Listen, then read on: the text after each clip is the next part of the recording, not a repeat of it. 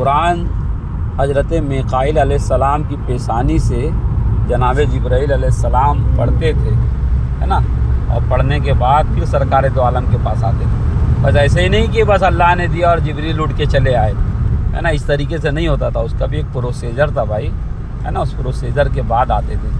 اور قرآن حضور کے پاس محفوظ تھا، ہے نا، اور قرآن ایک ہی وقت میں قلب پیغمبر پہ نازل ہوا، ہے نا۔ تو جب قلب پیغمبر پہ نازل ہوا تو سارا کے سارا قرآن قلب پیغمبر پہ محفوظ تھا۔ جب کوئی واقعہ ہوتا تو صرف جبرائیل اللہ کی طرف سے وحی لے کر یہ آتے تھے کہ یہ والی آیت پیش کرو۔ اسی لیے جو ہے تو بعض آیتیں مکی رہ گئی، بعض مدنی رہ گئی، ہے نا۔ مکی اور مدنی آیتیں کو ہونے کا سبب یہ رہا، ہے نا۔ تو یعنی کہ آپ دیکھیں قرآن میں کچھ آیتیں مکی ہیں، کچھ مدنی ہیں، ایک ہی اس کے اندر۔ تو اس کا سبب یہ رہا کہ جب لوگوں کی جیسی ضرورت رہی ویسے اللہ تبارک و تعالیٰ نے بتایا، مگر یعنی کہ پہلے ہی قلب پیغمبر پہ شب قدر میں قرآن مجید جو ہے تو نازل ہو چکا تھا، ہے نا۔ یہ والی بات یعنی آپ کو دھیان رہنا چاہیے۔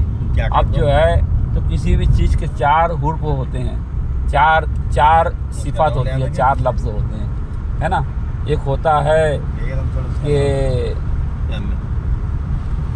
ہے کہ ذہن، ایک ہوتا ہے کہ الفاظ، ایک ہوتا ہے کہ رقم یعنی قلم بند کرنا، پھر ایک ہوتا ہے کہ اس کا وجود، ہے نا۔ جیسے میں نے کہا کہ قرآن میرے ذہن میں آیا، پھر میں نے لکھا قرآن قلم سے، ہے نا۔ تو میں نے کہا قرآن، پھر بولا قرآن۔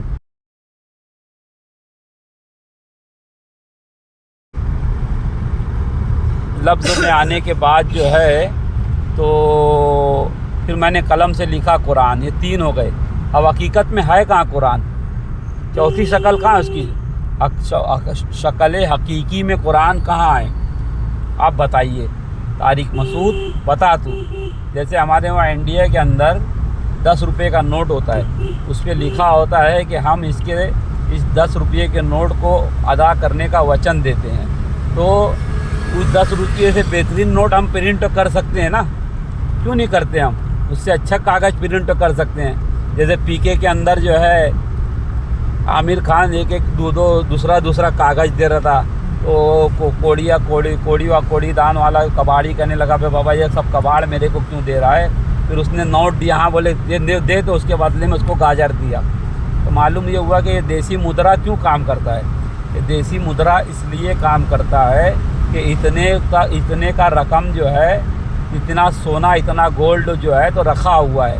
وہ کہاں رکھا ہے؟ ریزرو بینک آف انڈیا میں۔ وہ کس جگہ رکھا ہے؟ وہ ریزرو بینک آف انڈیا والے ہی جانتے ہیں، تم میں نہیں۔ ویسے ہی قرآن مجید کے کتاب مکنون میں ہے، اور اس کو کوئی نہیں چھو سکتا، صرف پاک لوگوں کے۔ پاک لوگ کون ہیں؟ پاک وہی ہیں جن کے بارے میں وہ یطہر